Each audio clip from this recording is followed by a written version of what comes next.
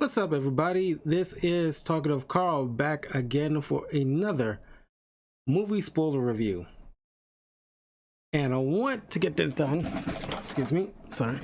Gotta adjust my seat. I wanted to get this done before, because I'm gonna start the Christmas holiday movie reviews right away. I got a good selection this year. But I know that Aquaman 2 Legends of the Lost Kingdom, something about a kingdom, is coming in a couple of weeks. And I definitely want to do a review on it. And I need to make sure I get this one out because I really want to talk about Aquaman, the first movie, for a very, very, very long time. And so I want to do this now. And perfect timing because it'll be my first review that I'll be doing on my brand new Fee-Fine microphone. Fee-Fine microphone.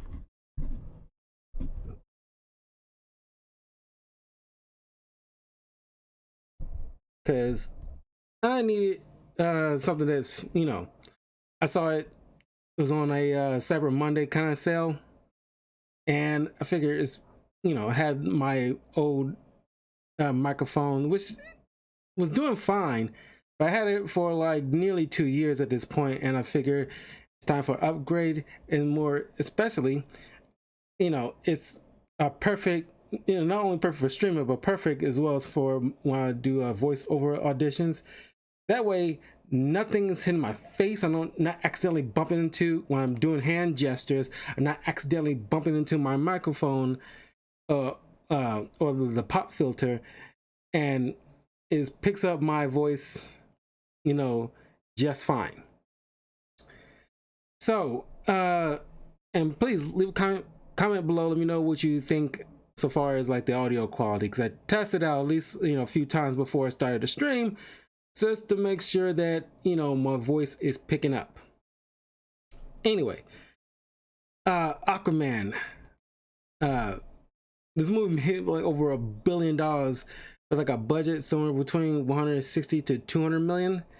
It's ironic given the fact that, the Marvels had like a 200 million budget, which is kind of like, kind of a gross amount, but it didn't do as well. But keep in mind, the strike did not help with, as far as like advertisement to get people out there to the theaters in the first place, even though it's relatively pretty good. This one is directed by James Wan, and of course we got Jason Momoa as Arthur Curry, Aquaman, Amber Heard, Mira, Aquaman's wife in the comics, Willem Dafoe as Volko, Patrick Wilson as King Orm, the Ocean Master, Dolph Lundgren as King Nereus, Yahya Abdul Mateen II plays David Kane, Black Manta, Ludi Lin as Captain Mark, Tamira Morrison as Tom Curry, who you might also remember as being Boba Fett or Jango Fett in the Star Wars films. And we got Nicole Kidman as Arthur's mom, Atlanta. Now, I want to point this out before we get really into it. I find it, people are like a little weary or not, like, oh god, another Snyder thing, we got to just wrap this up, because yeah, the Flash movie didn't do so hot. But people also downplayed the first Aquaman movie before it came out. It was like, oh, Aquaman, oh, it's probably gonna suck because it's Aquaman, despite how Jason Momoa is great, because he just is just kind of like one of those actors that they just be themselves and they're just fun. Like same way with like Keanu Reeves for the most part. He's just like, he's pretty chill. He's just like, or like it could work in the opposite direction too, because it's just like with Dwayne "The Rock" Johnson, whenever The Rock is in anything. He's just being The Rock. It's not really blending into any kind of role. He's just being himself, which is just his brand, honestly. But people, I would hazard to guess that Aquaman 2 might get either hit a building or just get close to a building, because people are downplaying it because it's still technically part of the Snyderverse, and people's like, well, we can't make just him Lobo because he looked like Lobo. And first and foremost, people are too well accustomed to Jason Momoa being Aquaman at this point. We just got that vibe now, and it's like, if out of everybody in Hollywood, because it always gets under my skin when you just recast the same person to be a different person, like part of the same franchise. It's just, I don't know, just like you got a whole slew of brand new actors always coming out of the woodwork that you can just cast them, so that way it's not, oh, so and so as this A-list celebrity as Lobo, or you could just cast a no-name person as Lobo, so that way only the audience can see is Lobo. And adding to the fact that these A-list stars, you're trying to get people to, oh, they know them, so they'll guarantee butts and seats, instead of just relying on the material that you trust that produce something. It's just, you're not making any room for anybody new to come in to show off their chops, because you keep recycling the same people that already proved themselves. Like, yeah, you can guarantee them giving out a great performance, but they're not cheap anymore. Same way how I feel about the rumor of what's his name from The Mandalorian, Pedro Pascal, as rumor of him being cast as Reed Richards, even though it's like, I love Pedro Pascal, but you got John Krasinski, who's been in some stuff, but it's not like big epic stuff like that. You know him as like the guy from The Office, and he was in that horror film that I think he directed, but by and large he's not on the same like level as something like Benedict Cumberbatch. So you can afford him, and he will definitely have the time when he's not bogged down with too many other projects that he has to get done. And you can, like I said, you can afford him, and there's no worry about like negotiating or haggling steep prices. So you can put like most of the funds where it need to go. And that's what I'm saying, like, okay, as it seems, they might still keep him as Aquaman as per the end credit to Snyderverse, but who knows? James, there's a lot of Jameses. You know who I'm talking about, who's running DC right now, the Guardians of the Galaxy director. He's doing his own thing, and 2025 is when the new Superman movie will come out with the Corn Sweet guy. And it's like, okay, you need to sit down and let us know what matters and what doesn't, because you still keeping the same looking people. And it's very confusing with the whole George Clooney thing at the end. Are you playing as a joke? Because nobody likes the whole Ralph Boner thing of it, because it's like, say what you mean what you say. None of that whole like, you can keep it a secret and let people find out from themselves when they get to the theater, or at the very least from the trailer, so they'll know it's confirmed. But if you're laying out like a certain plan, let us know at least, like, okay, don't do any end credits, so that way we don't have to even worry about like, well, questioning why is Jason Momoa if you're supposed to be doing a complete clean slate. And that's another, I keep mentioning about that being my big irksome thing about his plan, whereas it's like, what matters and what doesn't. He doesn't owe us anything, but he at least let us know that, because you could at the very least say like, okay, instead of saying a clean slate, because a clean slate means a clean slate. It means everybody goes. Even the people that you worked with, Peacemaker, John Cena, Margot Robbie, Harley Quinn, all of them gone because they was there before you came in here. So you're cherry picking. So just say, at least it will be understandable. Like, hey, we'll be perfectly fine with it. The general audience will be like, okay, some things we're gonna get rid of and some things we ain't. So that way we won't be too like, trip too much when some people gonna get recast and you'll still see like the same people as before that you feel like that worked kind of situation. Is my thing. Anyway, again, off on a tangent here. Aquaman. Um, so, eventually I will be doing a Aquaman comic book review eventually, because at least somewhere in the next year, because I've been doing a lot of like Marvel related comics, at least the bulk of it in terms of reviews this year. And I really want to get back into like, some DC related stuff. And I want to like go through like some DC Rebirth stuff, because if people ask like, I want to get into comics, I don't know where to start kind of situation to get me like, a good footing in. And it's easy for DC, in my opinion, where I can just point to, oh, if you haven't really got into like, DC related content all that much or at all, and you need like some kind of guidance, like, or if you want to, if your kid wants to get into it or something like that, I recommend, okay, check out DC Rebirth, because DC Rebirth got like at least the core roster of the Justice League, uh uh because you got like Rebirth, Superman, Batman, Green Arrow, Wonder Woman, Cyborg, uh uh Green Lantern. These are a few Green Lanterns.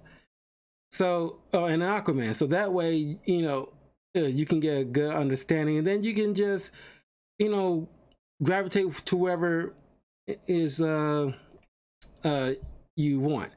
Marvel's a little bit tricky, but you can do the Marvel Now stuff or Marvel number one stuff. Well, it's kind of hard when you say Marvel number one. There's so many number ones. It's not very clear, but it's like the Marvel Now stuff, kind of like with Miss Marvel Kamala Khan. 2014 is when her first comic book debut, and that was be around the time when the whole Marvel Now stuff would have happened.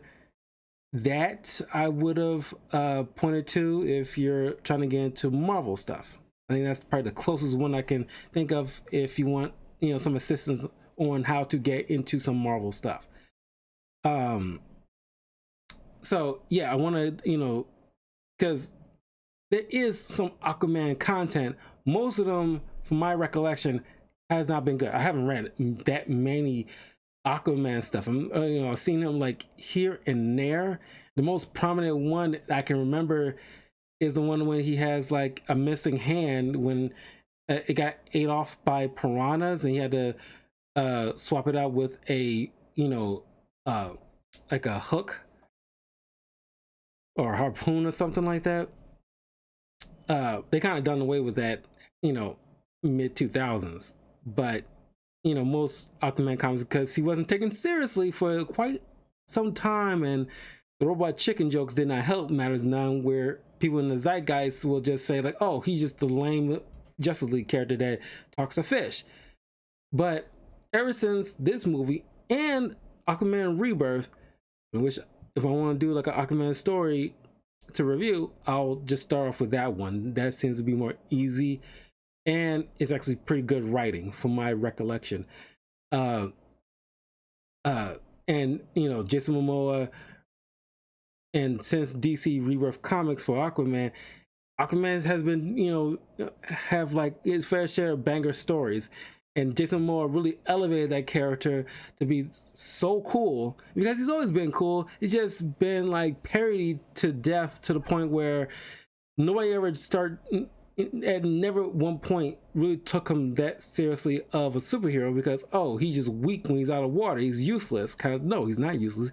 He's actually pretty doggone strong. In DC Rebirth, they pointed out like, oh, Aquaman is pretty, can throw hands if he wanted to go toe to toe with somebody like Wonder Woman. Not for long exposures, mind you, because yes, he gets even stronger when he's submerged in water or still wet in some kind of way. But he's no slouch.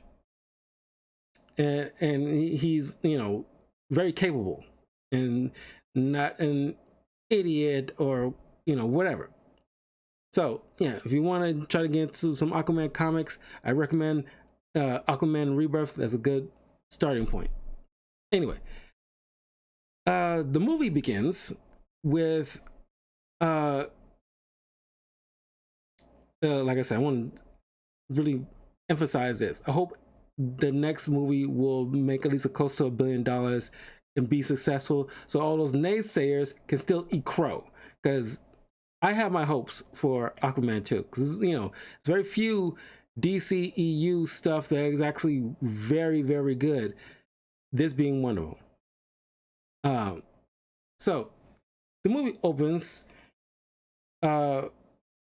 with us, at this lighthouse in Amnesty Bay, which is kind of like Aquaman's hometown. Because Batman has Gotham, Superman has Metropolis, Wonder Woman has DC, Washington DC. Aquaman has Amnesty Bay. And his father is a lighthouseman. And as he's boarding up the house because it's in the middle of a storm, he notices a woman on near the shore. He brings her in, and he nurses her because she has like a wound. She wakes up. They introduce themselves. She mentions she's Queen of Atlantis. And he takes it very much in stride. I don't know, kind of wish they would have. It's kind of, I'm assuming half, most of that conversation is off screen about like telling him more about where she come from and all this other stuff. But we're trying to get through this romance thing. So some unspecified time went by and they got close, and she learned more about the surface world. They end up having a kid, Arthur, and ironically named after a hurricane. And right when Arthur was a toddler, somehow, some way, the Atlanteans tracked her down. Never know how they did that. Because it's been like at least, let's say the kid's like what, 4. Yeah, so let's say she's been on the surface with I keep want to call him Boba Fett, with Tom,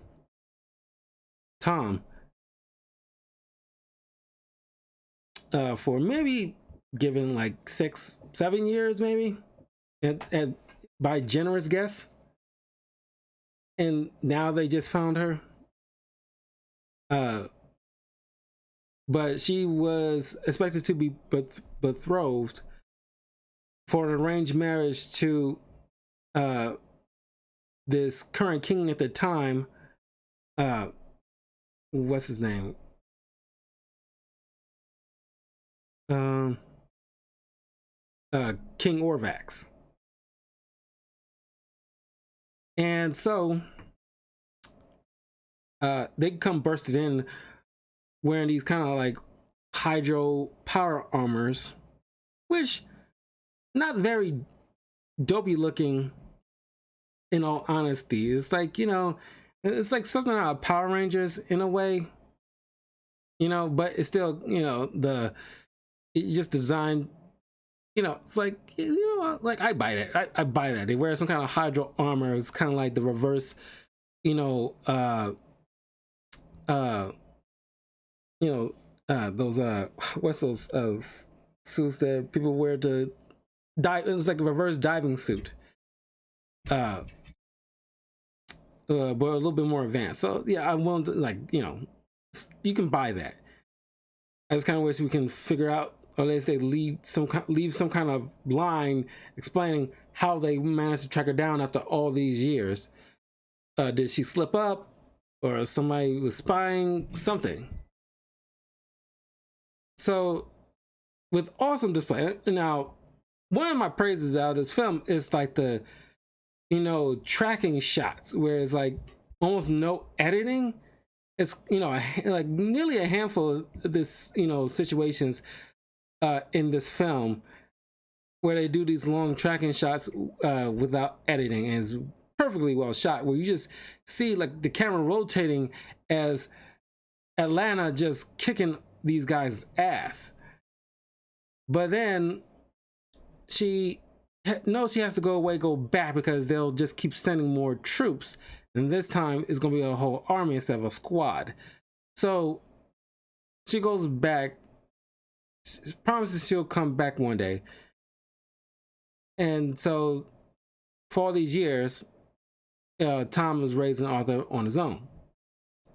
Now there's been quite a few flashbacks here and there of him growing up, but you can see, like, he's starting to, he's a metahuman. His powers are emerging at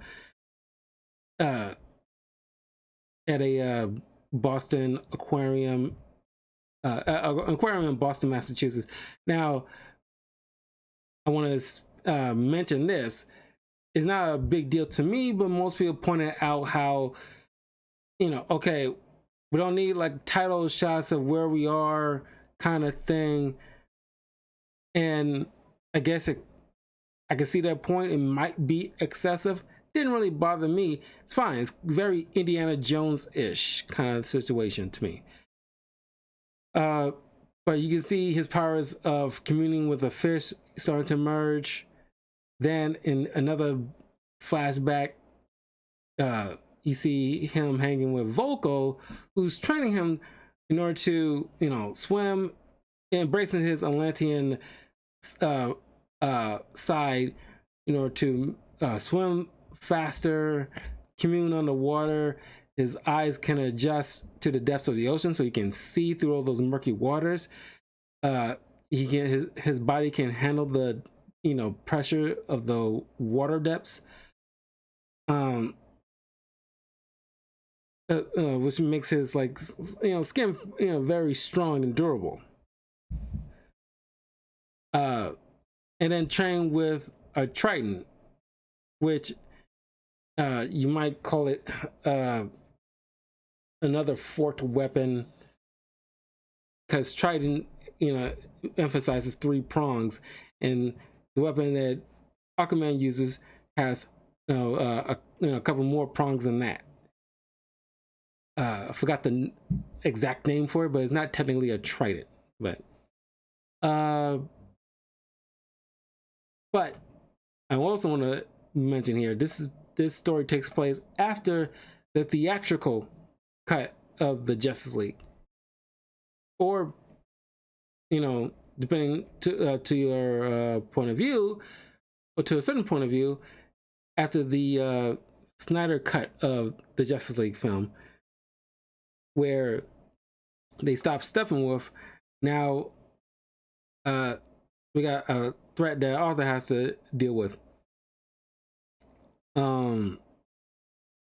And the look is a lot of like shots of this film that feels like a beautiful poster.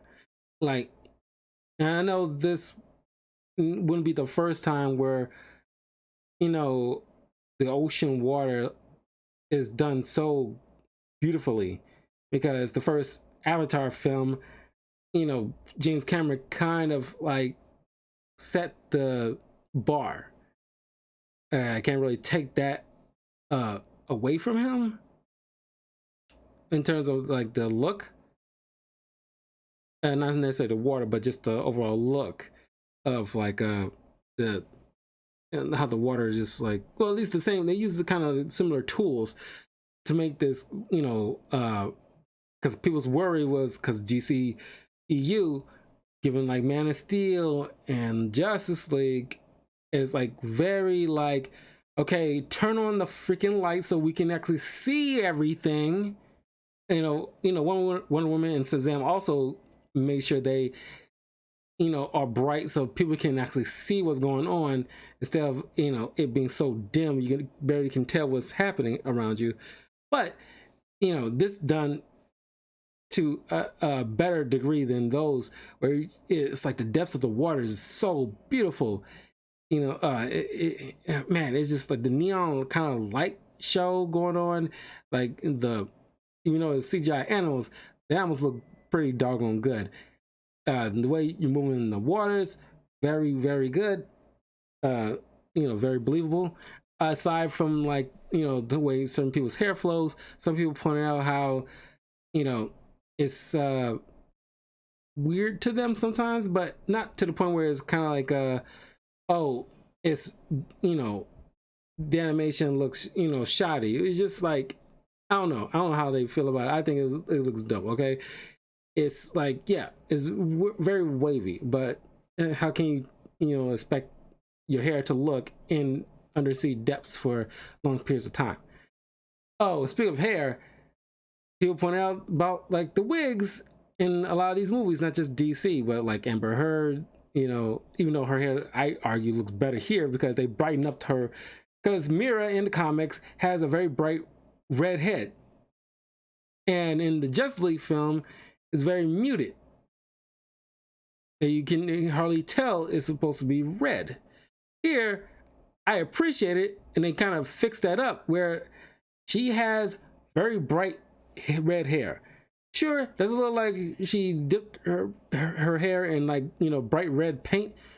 Sure, but I was expecting a very Ariel look to her, and that's what I got, so I appreciate it.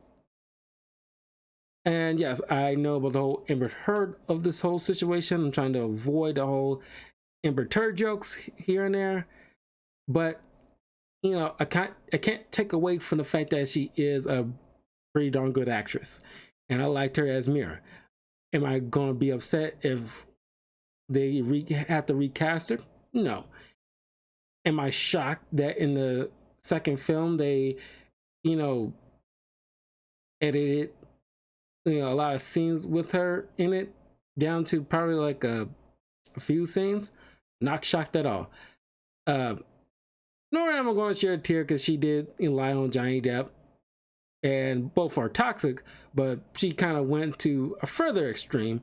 So, you know, chicks like that, it's kind of wow, and I really can't get any sympathy for her. But aside from all that, she is a great actress. She has, some skill. Anywho, so she went back, clearly, continued the nuptials, but she ended up mothering, is birthing Orm, who in the comics has always been like, well, there's two main rivals of Aquaman that people can remember: Ocean Master and Black Manta. And we get both in this. And I kind of appreciate it. It's not like back in the old days where superhero movies has too many villains to focus on, like like in Batman Forever, not Batman Forever, but like like the original Spider-Man 3 with Sandman and Venom, and of course you got like Batman and Robin, you got Poison Ivy, Bane, and Mr. Freeze, and it's like not that Bane had any kind of arc of his own, but it's just like too much at once, and that's not really Bane either. You just need a dumb lunkhead, to for muscle.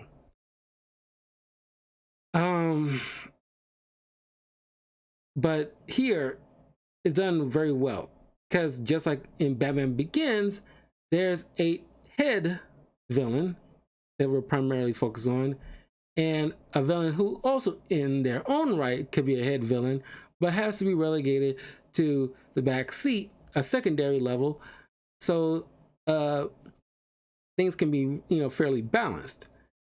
And of course, in the next movie, Black Manta will be the main villain, which is perfectly fine. Oh, and by the way, Black Manta is on some next level petty shit, because just like with like Joker and Reverse Flash, these three are, well, and Lex Luthor as well, are very known to be the most petty villains in comic book history, honestly. Like Reverse Flash, literally, went back in time to erase Barry's childhood friend from existence so he wouldn't have a best friend. Or he ran so fast in the past, where Barry was a kid, and trip him up so he can fall and break his arm.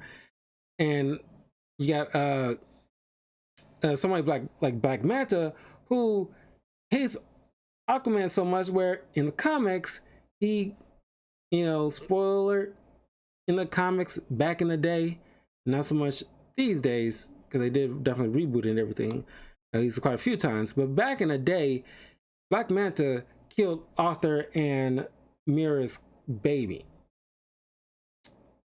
It was one of the most horrific things in comics. And I'm worried because if you've seen the Aquaman 2 trailer, Aquaman and Mira have a kid. And I'm a little bit worried that in the next film, they're going to play on that same plot.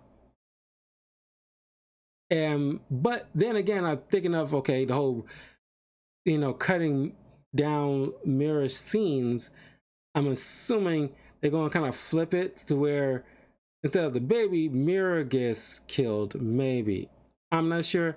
But I'm not sure if like DC will be wanting any kind of baby death. They could probably allude to it or make you think that's going to happen. They might subvert your expectation, at least for the comic book fans who know this story and want to subvert the expectations. Like, no, we're not going to, have a baby getting killed, by the villain. But we will have him like go after the baby's mom. So I'm just want to put that out to you guys because that did happen back in the day in the comics. Of course, like I said, they retconned it quite a few times over the years. So I think currently right now the baby is, perfectly fine. Anywho, at least I think they, have a baby now since DC Rebirth. I'm pretty sure that it is a baby now. And also, Black Manta has had a kid who turned into Aqualad, the black, the black kid version of Aqualad, who might go by a different name. So there's two different Aqualads. One's white and one's black. The black one is the child of Black Manta, who is a good person, works with Aquaman. He's a homosexual guy, and he has aquakinesis. Well, I think they both have aquakinesis. That's like, I don't know, because I was wondering, like, oh, they just completely retcon Aqualad, but no, I've seen moments where, at least in comics, there was like the Aqualad, it kind of dresses in like a blue and black costume, almost similar to Nightwing.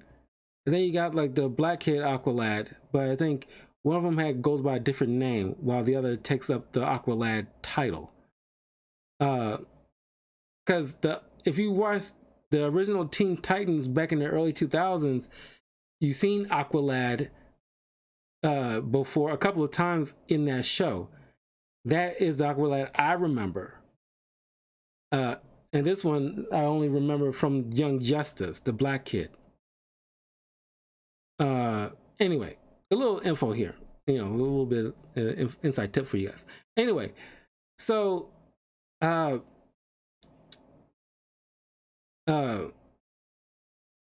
Now, years later, you see just Aquaman strutting his stuff because this Russian submarine is getting hijacked by these modern day pirates, led by Black Manta's father, who you know who he and his son and their men killed a bunch of crewmen on board, including the captain, and while the rest are kind of held up in like a locked part of the ship, locked room part of the ship. He spent time to actually bring up this knife that was given to him by his father when he was a frogman in WW2, and when he got back, which kind of tracks in historical facts, where it's like black people who fought during World War II was not appreciated or looked upon as heroes and got crap when they got back from, they weren't heroes when they got back from the war. Was kind of like Isaiah Bradley, who was the black Captain America. Read my comic book review of Red, White, and Black on my YouTube channel, youtube.com/talkativecarl. I point that out there. So it's kind of similar here to Black Manta's father, who, when his father gave him this knife after he decided to, when he got back from the war, to turn to a pirate and steal, everything to provide for his family and what have you, and then give this knife to him. He forged his knife with the, a manta symbol. They called him the Black Manta back in the war. So he carved a symbol of a manta on his knife, gave it to his son. Now this guy's giving it to David, the current Black Manta, who take up the mantle. Arthur comes, bum rushing towards the ship because, like I said, he's pretty strong on surface, but double that when he's in the water. When he's in his element, he is just like just a huge threat. So of course, Jason Momoa, in all his awesomeness and his coolness, comes in and just completely bodies all these dudes, which is like nothing to him.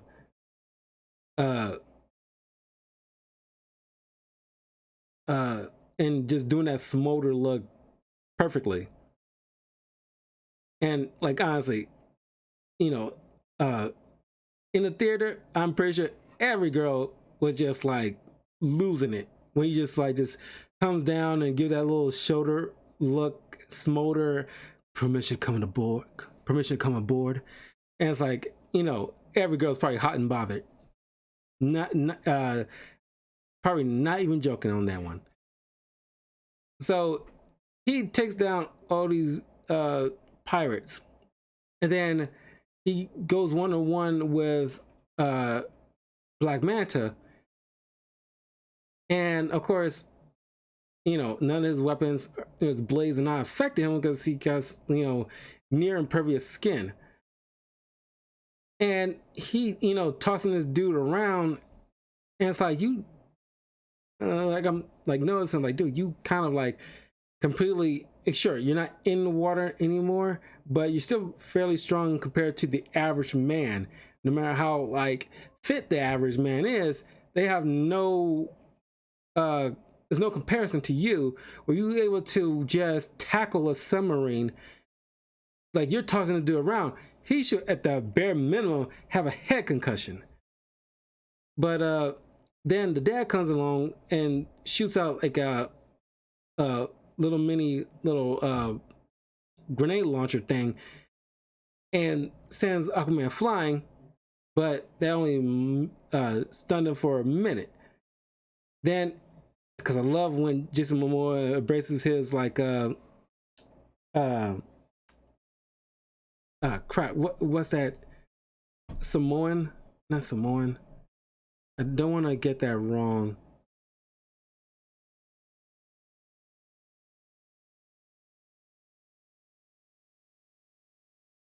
Crap. Maui, Mari. I'm pretty sure it's a Maori. Uh,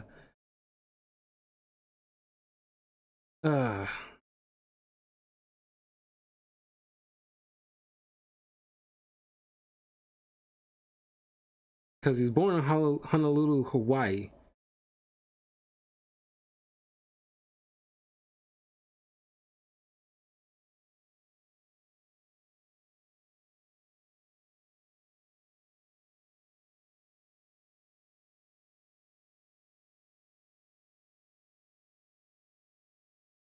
Um,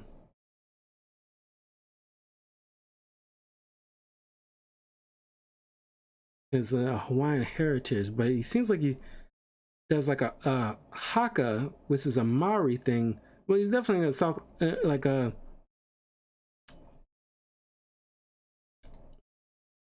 Uh, I'm going because I don't want to mince words here.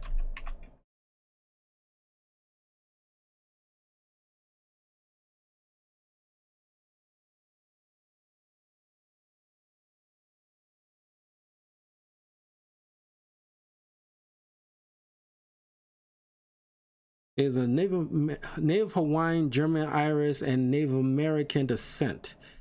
Uh,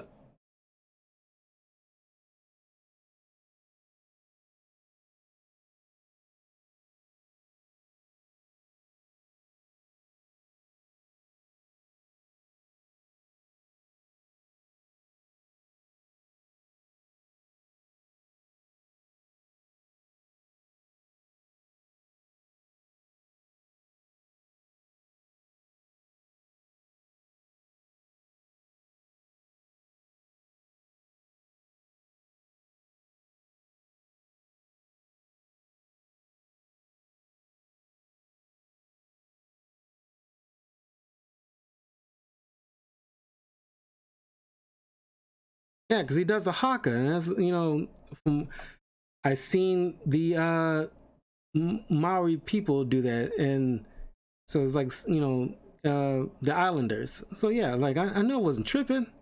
Like, was I misremembering? Because that's what he was doing, the haka.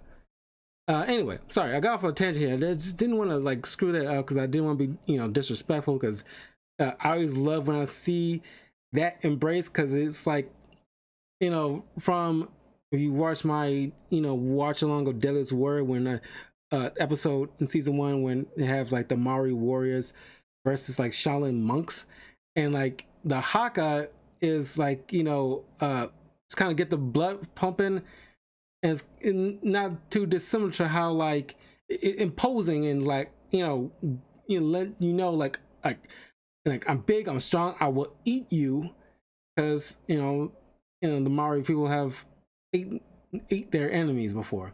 But it's kind of similar to how like you know uh when certain warriors like Spartans bang on their shields to like intimidate people, so it's an intimidation factor. uh I don't know, it's like I really like when I see that. It's just very very cool. Anyway, uh so he does kind of like a that kind of speak like he's about to do the haka kind of thing, or he does that native language, and he takes a piece of pole and just throws it like a javelin. It ends up in the shoulder of the dad, and Curry is like he's shocked at the fact that the guy he's fighting is the dad of this other dude. And he's look, because given the fact he was raised by a father, a good father, he's like, he tells him to shame on you. And he's supposed to be his father, and you should be ashamed of yourself. Getting like his, your son in a life like this. Uh, so he takes the pole out of his arm at the very least, and then he decides to walk away to get, the surviving sailors, to safety. And of course, the dad, like, tries to shoot another rocket and misses and causes like it punches a hole in the hull. And now the sub is filling up with water at this point. And of course, like,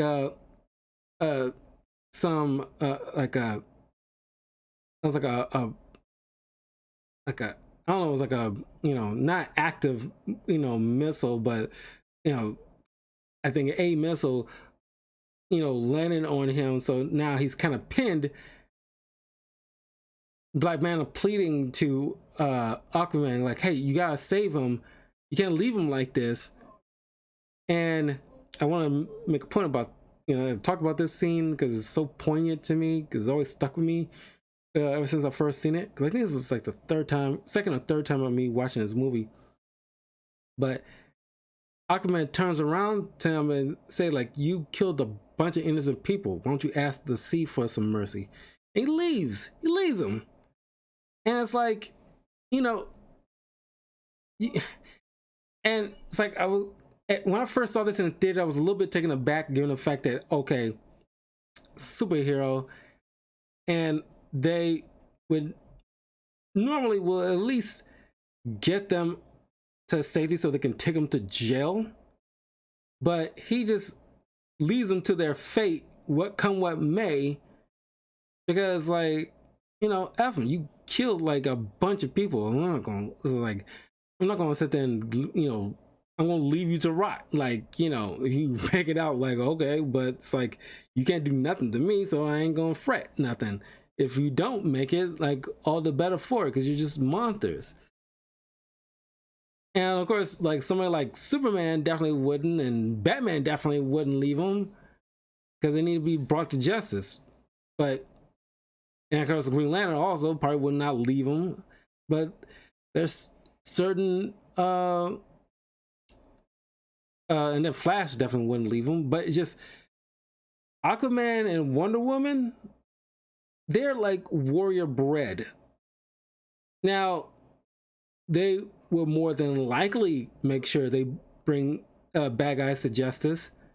But I would not, be shocked when they resign these bad guys to their fate because of the atrocities they do. They're warriors, and when they're battling another warrior, that said warrior will die a warrior's death, live by the sword, die by the sword. And of course, this does come back to haunt Arthur when Black Manta shows back up, powered up in his iconic suit, which looks awesome, by the way.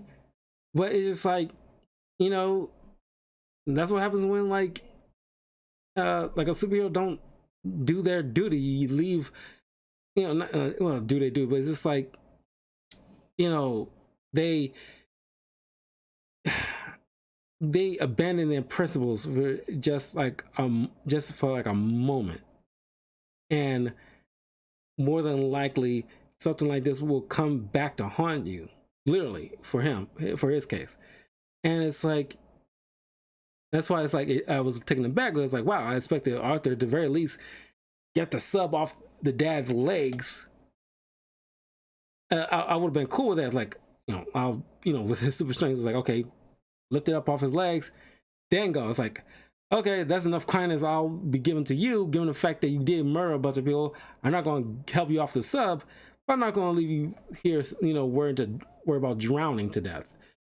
But I don't know. That's just me. I just like, wow, this is like, which I'm kind of glad. This is not a Saturday morning cartoon kind of situation. Sometimes, like, I won't say a hero can be a dick, but it's just like, they're human to a certain extent. It's like, you hurt a bunch of people. I don't feel sorry for you. Because, they want to protect innocent people, and then you see, like, somebody, like, do what they did. It's like, F them. Anyway, the Aquaman says to sailors, Black Manta, upon like his dad's instructions and goading, where he's like literally has like a bomb in his hand, and he's like the detonator, saying like, you go and kill that son of a bitch. I'm not gonna let you die. You go. And so it's the one where you do feel bad for Black Manta, because like he looks up to his dad, and it's like, you can see the parallels between like the father and son dynamic between Arthur and his father and David and his father, whereas like they both look up to their dads, but you see like the parenting styles are vastly different between these two because because thanks to Tom, at least Arthur knows of his heritage, but he doesn't want to really embrace that part of him because he feels jaded by the fact that he thinks these Atlanteans have killed his mother because she chose to love a human man and birth him. While somebody like, David looks up to his father and his father told him about his heritage, but Black Manta embraced that part of his heritage, even though it was like mired in just ruthless, cold-blooded piracy. But I can see the dynamics in that. I was like, okay, these two has vastly different upbringings, but one chose to embrace his heritage while the other struggles embracing the heritage. And like the Atlanteans treated his mother, is supposed to be his people, treated his mother wrongly, while the Americans in WW2 treated David's grandfather poorly after he literally helped with the like fight against Nazis and everything and like fascism, and he put his life on the line as a frogman in WW2 just to racism, because of racism clearly, to not be embraced as a hero. So all that is kind of like made a cultural, or at least a shift in morality for him, where like the grandfather let his jadedness corrupt him to the point where it passed down to his son, and now he's passing down to David. He took it, David took it to its furthest extreme.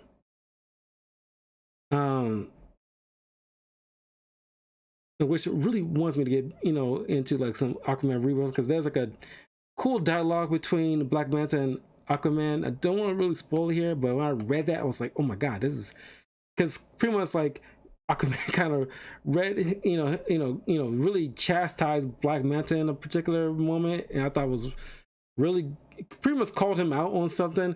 Don't want to say here. I want to save it until I bring it up in like the rebirth. Anyway, so Black Manta eventually escape. So Aquaman heads home. He has goes to bar with his father, and they have like a drink together. Then hilarious moment where like these biker dudes come up, kind of subverting the expectation where you expect movies like this to have some idiot meatheads trying to like, yo, you're that fish boy, ain't you? And it's like, you know who he is, why you call him a fish boy? Because they obviously laying like your expectation, like, oh, they're trying to start a fight like it's an 80s action movie. But no, they're just total fanboys. Like, can I get a picture with you? And of course, it's Jason Momoa. Like, we all want a picture with Jason Momoa, just like, because he's such a man's man. You just want to like he's like just that dude. I would love to hang out with Jason Momoa, man. I just like, and also I would love to learn acting. At least like any kind of like as an actor, I want to like, okay, like feed me some like your insight, your experience. Like I'm just like by osmosis through you, learn through you, my guru. And he's just such a chill dude. I want to have a beer with Jason Momoa. He's just that guy, man. He's so much fun. He's a bro. He's a man's man. He just not like like a very toxic type of man, and just like an arrogant a-hole or anything like that. He's just like a chummy, cool man's man. And you just want to be in his orbit. Just kind of like Keanu Reeves. You just want to be in his orbit. Not like a leech or anything like that, but just like, yeah, I want to be friends with this guy. And so it's just funny to see them like, just like, because I remember my theater laughing their butt off when these total like backer dudes. It seems like, you know, very big and broody, and but they turn into like total fanboys in like an instant. And I was like, God, that'd be something if I meet like Jason Momoa. Can I get a picture of you, Jason Momoa? Can I get a picture of you, Jason Momoa? It's like, he's so cool. It's so cool. I just want to be able to hold my excitement because this dude is so cool, man. He is so cool. Um, uh, but then, by the end of the night, Mira shows up in a very kind of weird way, where you see her walking from the ocean as Aquaman is putting his father into the car because obviously they've been drinking a bit, and he turns around and you hear a splash, and she's on like a different, like, you know, part of the shore, and it's like, why? You expect her to just be right behind him as he's turning around, but no, it's just like that whole part is still confusing the heck out of me. I'm like, what was the point of that? You're literally already on the shore. Why you go back in the water and you splash up on the dock? It's very odd to me. And she explains to him about Orm, his little brother, planning a assault on the surface world, which he's always been wanting to do, given the fact that he has like a hatred for the surface world. Very on brand for Ocean Master in the comics, who is like an extremist who wants to rule the entire planet and submerging in water, and he doesn't like the surface world because the surface world has done atrocities in the ocean, like hunting whales and dolphins and polluting the waters, all that kind of stuff. And of course, you see in the earlier scene when he's speaking with Mira's father. I just don't call him Dolph Lundgren because he's Dolph Lundgren, and they get attacked by a sub, and which initiates, because Ocean Master is trying to, you know, get support from other kingdoms of the 7 seas, or the 6 seas. One is kind of like a barren wasteland that used to be part of the Sahara Desert. That is the Sahara Desert now. But so thanks to this unforeseen attack, now it's like, okay, Dolph Lundgren offers, you know, Orm his forces in order to, you know, get the support he needs to, you know, raise an attack. So he sends a tsunami to certain parts of the world, towards like the, you know, beaching old ships that has long been sunken and all this garbage and everything like that up on various shores around the world. And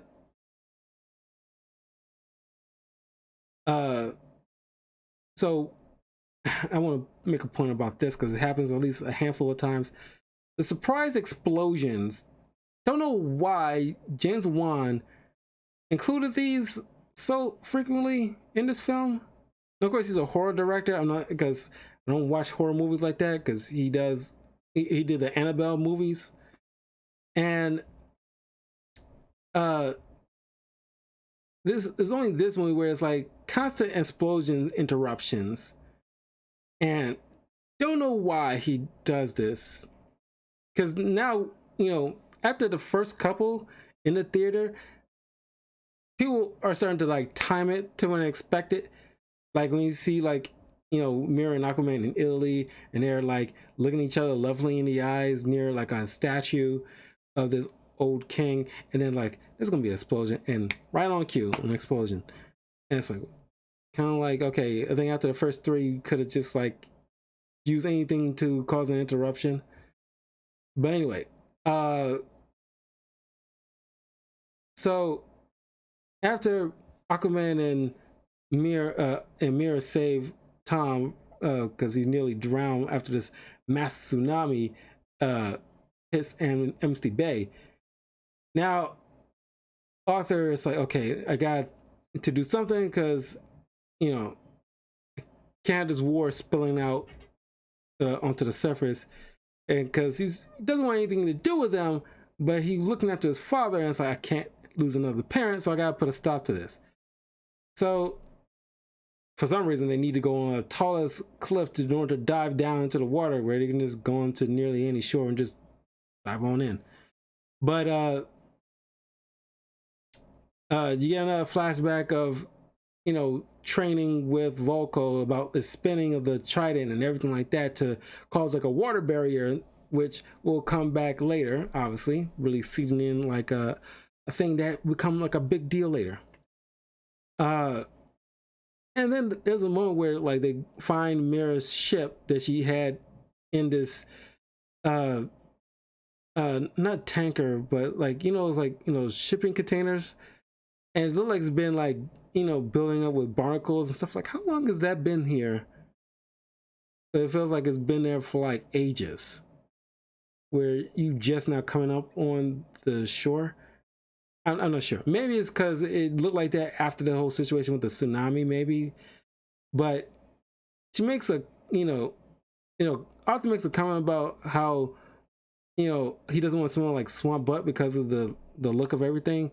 She makes a point about like, oh, that would be an improvement. Then, mind you, they're underwater, and he sniffs himself. And it's like, how can you sniff yourself when you're underwater? You're breathing in water. You can't smell in underwater. It's impossible.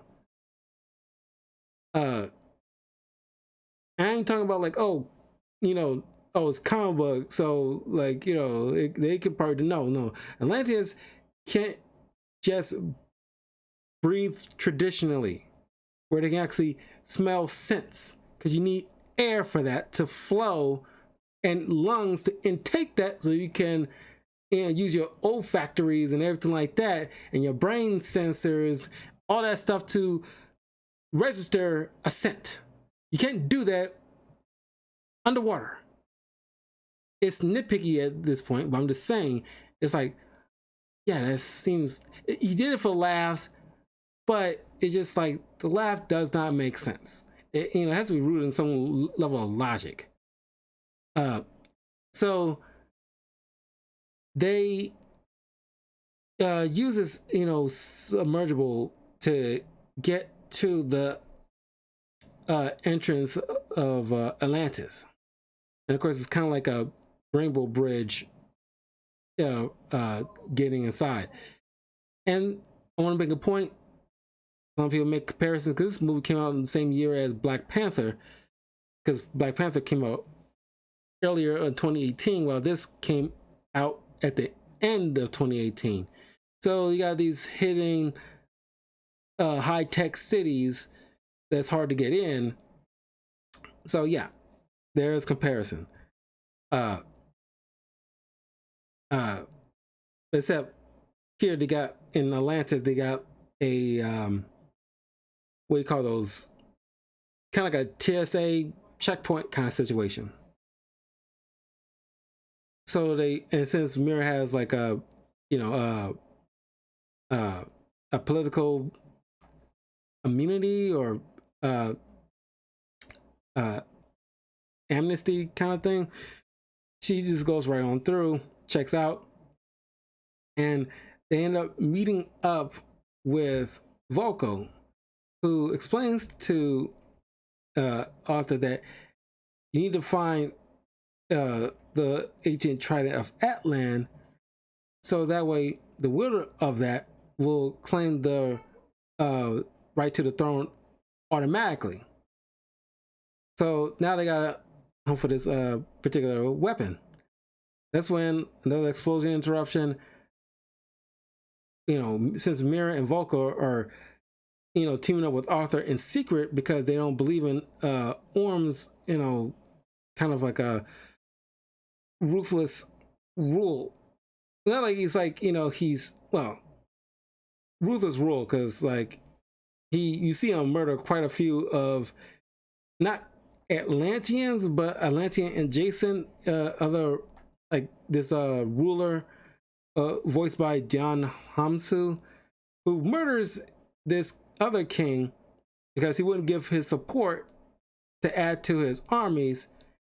This does it right in front of the queen and their son and give like the dad's weapon to the kid. It's like, now you're ruler, so like, are you gonna give me that army now, kid? Kind of situations. And Volker witnesses like, oh my god, this dude's like a freaking monster. It's kind of ironic that in the next film they're gonna be like a buddy cop situation.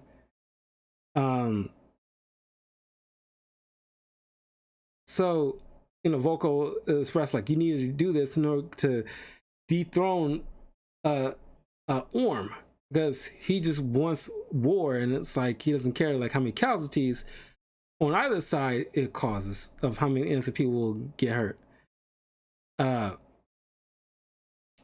So Volker and Mira slip out so that way they won't get found out. So they can like work behind the scenes to kind of quell as much as they can from Orm being more ruthless than he's already been getting away with. So Arthur and Orm meet for the first time. Of course, they initially, like, growing up, they always, well, Orm always hated Arthur and wanted to like always kill him, but it's like not as much. He's given him like a couple of outs, but of course Arthur won't take it.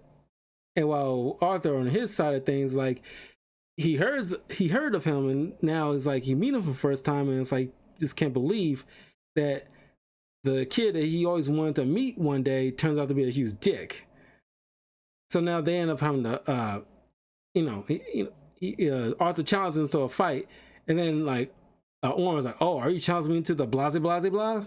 They're always one of those little ritual fights. And so you strike up a deal. It's like, okay, you beat me, I'll call off my army. If I beat you, I will end you. And so Ring of Fire kind of situation, that's what it's called. And so here Mira finds out from the father, who's not a complete idiot, where it's like, yeah, you knew that was like a setup this whole time, the whole Sephiroth's surprise attack earlier. You just need an excuse so you can actually go through with it, because your hands were tied, but you actually really wanted a fight, and Orm just gave you the excuse that you needed. And it's not like he's not as bloodthirsty as Orm is, but he just want like Atlantis to be the higher up on the food chain, essentially, in terms of hierarchies.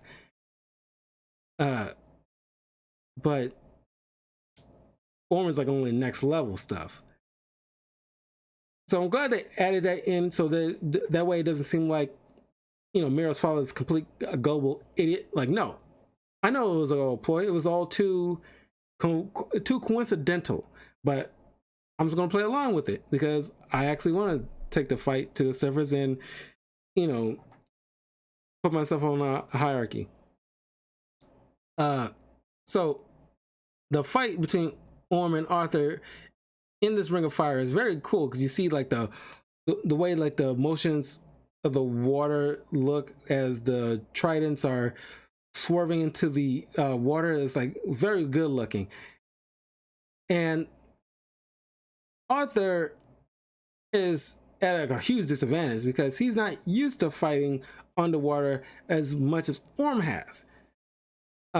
So the trident he used throughout like the Justice League film is broken in half by Orm, but Mira does a Deus Ex Machina, saves Arthur. They run away so they can go find this trident, so that way they can this trident of Atlan, so that way they can get Arthur on his throne and stop Orm from raising war. Pretty soon Volker gets, like, because Orm's not idiot as well, he still use Volker for more of his advisory roles to get to a certain point. But he reached that point now he's like calls up on it as like don't think I haven't noticed that you and Mira has been working behind the scenes to undermine me. And kind of like Willem Dafoe's like performance in this, it's like it doesn't like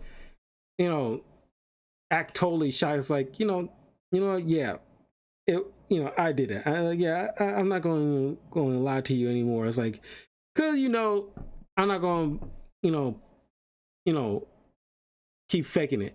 It's like you've gone too far. You losing it. So he has Vocal locked up. Uh, the couple goes to the Sahara and using this tracking system to locate this hidden area. And I like this moment where you're literally in the plane in the desert, and Mira is like uneasy because she's never been up in the air. I mean, like, she's been to service, but the fact that she never been on a plane before is uneasy for her. This is like very out of her depths, if you will. So, uh, uh, it's like a funny moment though when she just literally when she gets close to the location, she jumps out of the freaking plane, which is part of the trailer, which is kind of funny because it makes everybody laugh. Whereas, Arthur tells the pilot, it's like, redheads, right? Y'all love him. And he's like, jumps out of the freaking plane. No parachute, of course, they can survive. But it's like y'all banking very hard on your durability, but do you? They end up finding like the hidden chamber. It was pretty like Indiana Jones-esque type of adventure. And they find this message using this cylinder thing, and it's not activating. And it's very Fifth Element in this moment, where it's like, oh, this place used to be submerged in water. Since it's completely dry out, it can't turn on. So she takes, like, using her aquakinesis, she takes a bit of sweat that she can get from Arthur and puts it onto the cylinder to activate it. And because I'm pretty sure I'm not the only one who was thinking this in the theater before he said it, when he's like, we could have peed on it, and she just gives that disgusted look like, come on, grow up. And it's like, I was legit was thinking that before he said it, and I'm pretty sure I'm not the only one in the theater at the time who was thinking that stuff too. It's like, y'all could have probably peed on it. It's nasty, but it would have worked. I'm pretty sure y'all gotta go. One of y'all gotta go. And at least one of y'all can actually use a certain body part to aim where you need to go. But, I just thought it was very funny. I'm glad he said it, because, people will be wondering that exact same thing. Y'all could have peed on it or something. It's like, but and you see, like, Atlanta's holographic message about, like, a, old king looking through a bottle kind of situation, which goes, they go to Italy for the next journey, where they take this bottle. See, it's kind of like a, spyglass thing, and they put it on this statue of, because Arthur, he plays as like a goofy lunkhead. He actually knows, some bit of stuff like history. So, and some people complain about that isn't consistent, where it's like he mentions about him being like a blunt instrument, and he's not very bright, but he has moments that he can show off a bit of intelligence, which I argue gives him layers. Sure, like, he's not gonna be like a leader of the Justice League. I mean, there's been times in the comics where he helps lead like a squad from the Justice League here and there, and he leads a kingdom, so he can be a leader, even though he tries to deny it. But other times he learns how he can learn to follow, where it's like you aim him at something and he just goes knock it out. Sure, it might not be consistent. Some people, I think that just shows him having layers. There's more to him than just brute force. So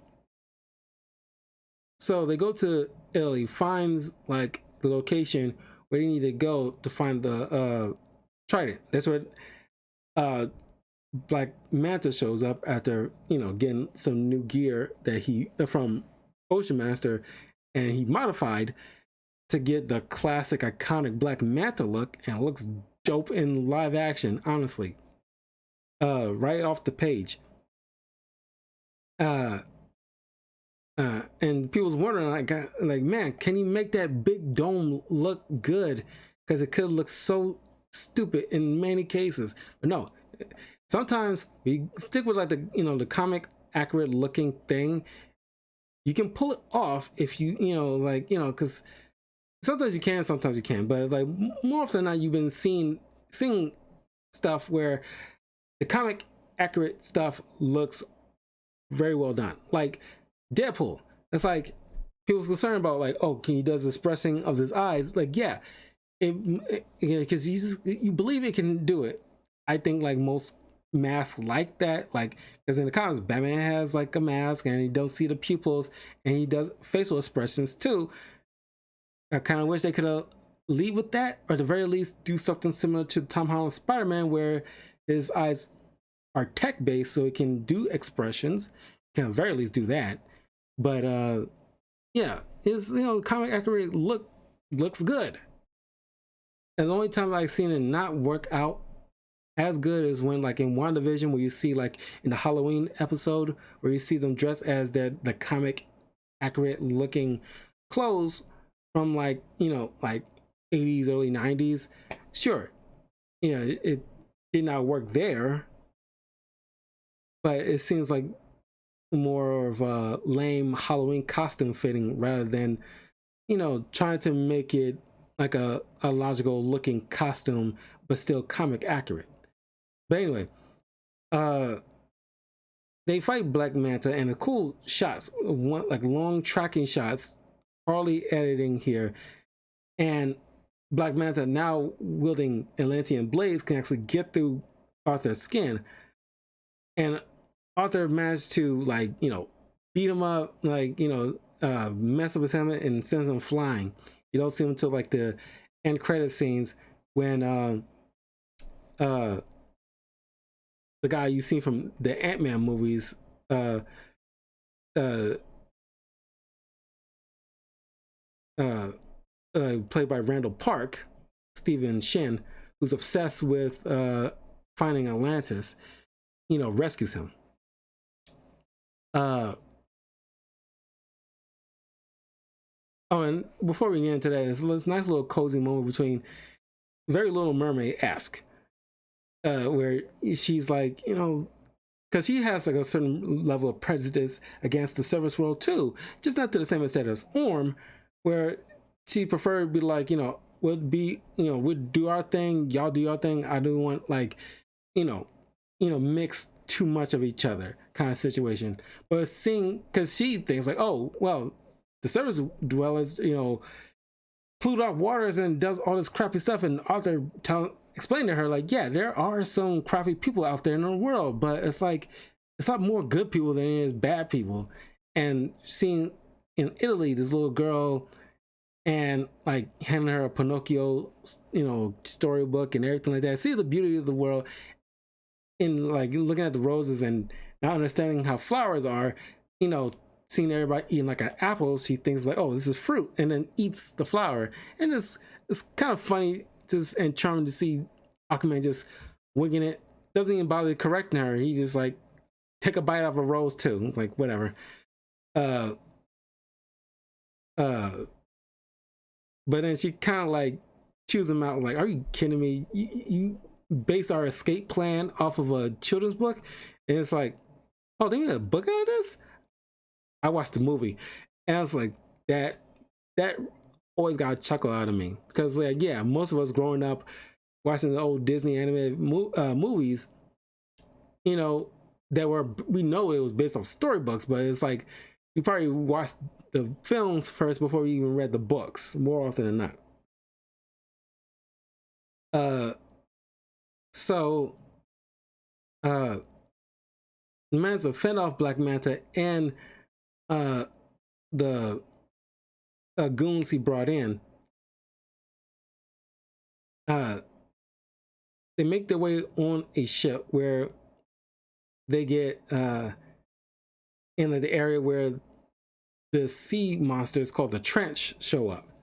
And this is where James Wan shows off his horror skills.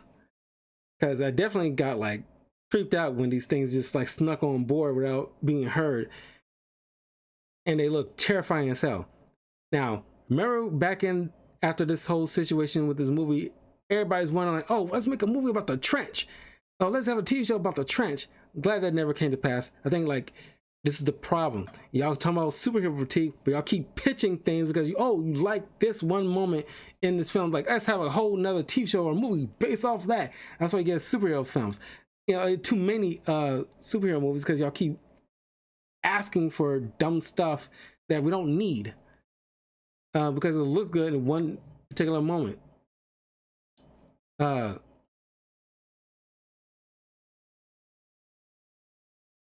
So they fend them off and they use these road flares in order to, because they're not used to the light. But then they dive into the water, which should extinguish the flare. You can argue maybe Mirror is pushing the water away to keep like some oxygen flowing for the road flare to keep like the light up and these creatures at bay. But man, that's a stretch though, because it doesn't really, it's not on screen. You know, you can hardly say it happened. You're just operating on guesswork at this point.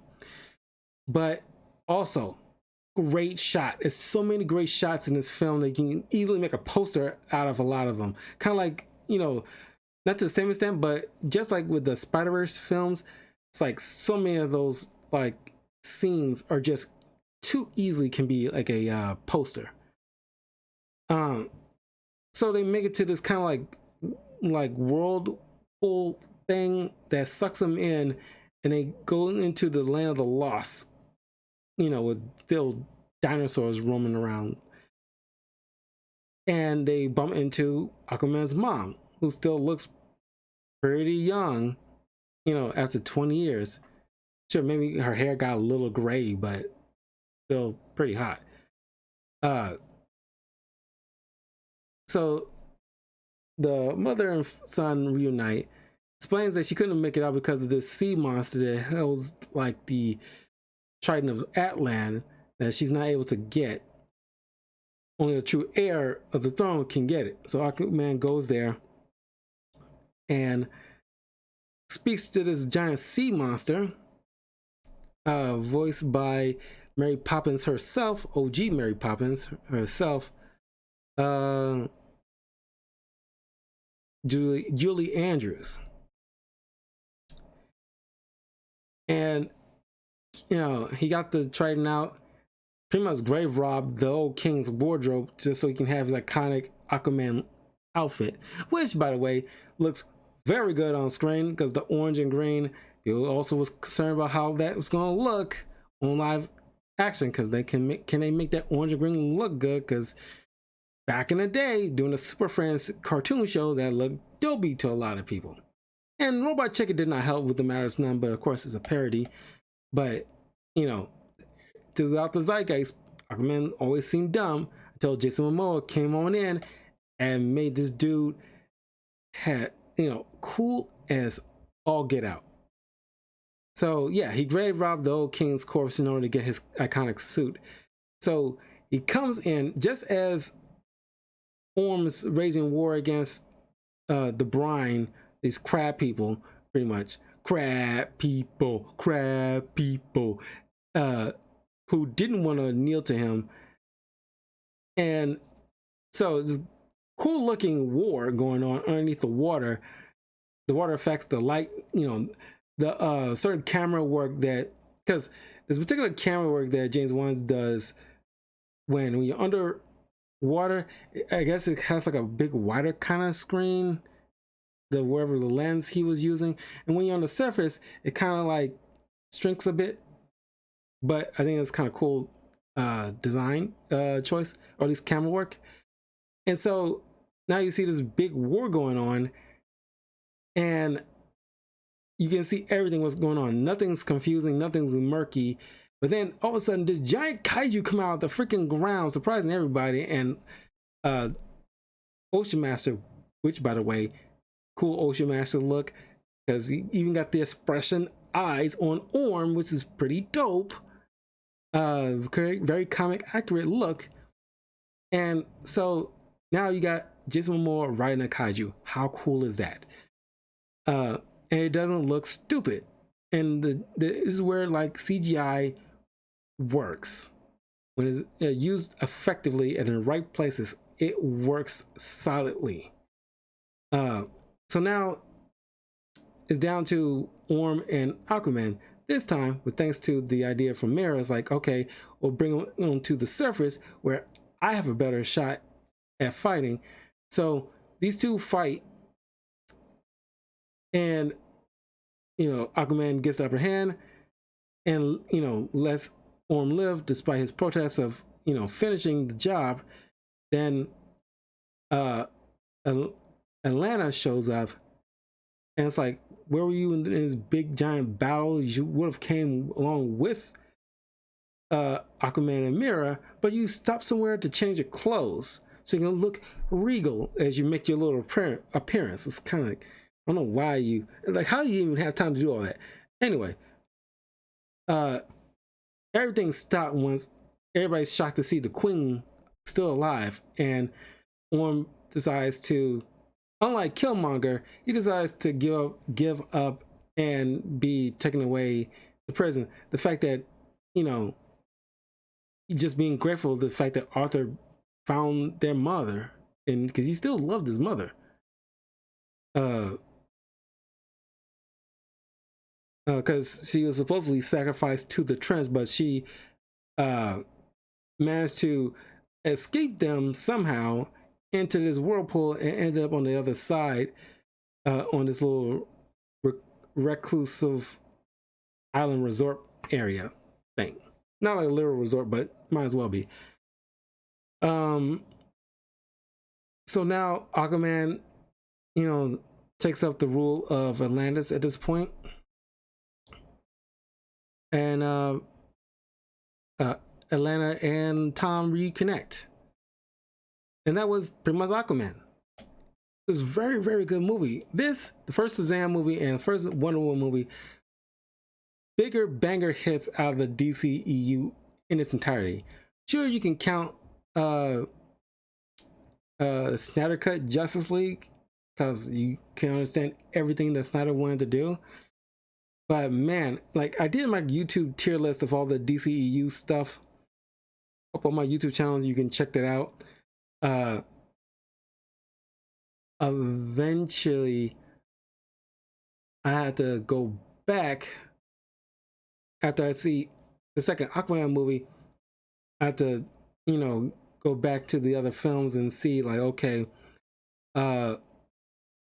which ones did I rank from there on? Because I'm going to have to start over eventually, since James Gunn, that was the name, James Gunn, starting his own thing. So now, from his Superman movie on forward, because he doesn't have phases, he has like kind of title phases, but we're gonna call it phases. I forgot what he called his thing, Gods and Monsters, I think, which is fine because it's based off a title of a story, Justice League story called Gods and Monsters. I think like his phases should be called after titles of certain comic book events or something. Like, I think his second phase should be called Tower of Babel. It was pretty much like a Justice League stories, very, and not like Civil War, Marvel Civil War, but close to Marvel Civil War, where like the superhero community is kind of like, at odds with Batman in a way. And the Bat family, some of the Bat family, because of Batman's, using his knowledge to figure out a way to stop the Justice League and keeping that secret from them in order to be able to stop them if he needs to. I think that could easily be the next title, or at least the story that he could easily tell. But anyway, yeah, this movie is very good. Like, I mentioned my grievances, most of which are nitpicks, but it's very good. Like, my biggest praises is the unedited long shots.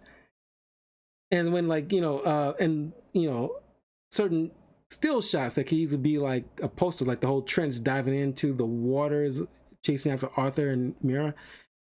But like that long tracking shot where Mira's run off the rooftops while Arthur's fighting Black Manta, as you like, do like a wide, you know, the camera's like pulling back at you, pulling away from Mira's running on top of the rooftops being chased by Atlantean goons, while you see on the forefront Black Manta chasing after Arthur from the rooftops, and they all will just convene eventually at the end. Very cool shot, very well done. Everybody's acting is incredible. You can see what's going on. Like this whole thing, you can understand why it made $1 billion. You think this movie was gonna suck, and James Wan proved you wrong. And I bet you he'll prove people wrong again. If you're doubting the second movie because what went on behind the scenes with the DCEU and stuff like that, I bet you it's gonna, get close to, at least close, bare minimum close to $1 billion, if not $1 billion. Maybe not in the same price as the box office of this, but close to it at the very least. Because I know people is like dealing with superhero fatigue or whatever like that, but this is quantity over quality more so than anything. And now that the strike is over, I'm pretty sure Jason Momoa will be doing his rounds of promotions and everything like that, get people hyped up, because we all want to see Jason Momoa. And especially after the whole Amber Heard situation, what's going to happen with her character, and people are probably a little bit curious about that. Because we know, certain scenes with her have been cut down to a minimum. So, yeah, but I'm still betting this movie will get close to $1 billion bare minimum. Just, at least it won't fail. It's going to be good. I have faith in it. But leave a comment below. Let me know what you guys think. Or what you think of Aquaman movie and how you predict the sequel will turn out. Leave a comment below, like and subscribe, share this with your friends. I'll see you guys in a few minutes as I'll do my first Christmas movie review.